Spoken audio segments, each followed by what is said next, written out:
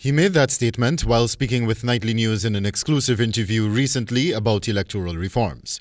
Throughout that interview, the Shadow Minister of Legal Affairs repeatedly highlighted that it is his belief that the current administration is seeking to use the seat of government to enact legislation which would help them remain in power for a very long time.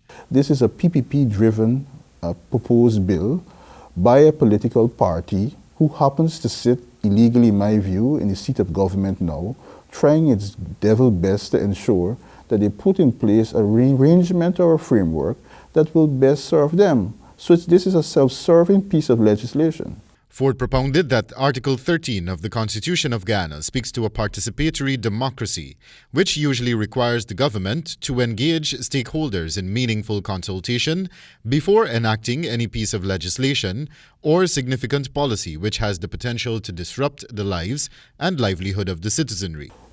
My party represents 218,000 at least, according to the Elections Commission at the last results of the elections, which is a significant portion of the electorate.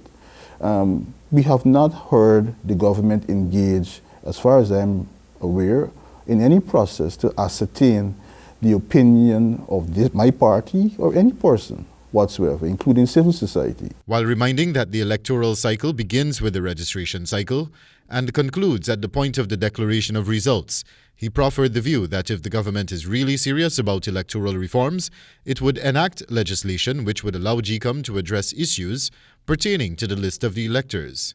The issue here is to put in place legislative arrangements empowering the Elections Commission to remove persons who should not be on the list. Forde challenged that if one is to analyze the reports drafted and submitted by almost every electoral observer mission to Ghana's elections over the past few cycles, one would observe that reference is made to the list of electors. Every single international observer, from CARICOM to the United Nations to OAS and whoever, said that we have a major problem in relation to the official list of electors, and it must be fixed. Forde also alluded to a ruling by Chief Justice Madam Roxanne George, who, during the electoral debacle of 2020, said that the Parliament ought to enact legislation to address the issue of a bloated list of electors.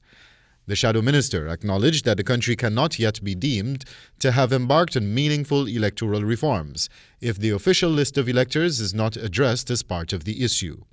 This is lacking from the government's proposed amendments to election legislation, the attorney-at-law proffered. So I believe that we have not even begun the process of serious electoral reform.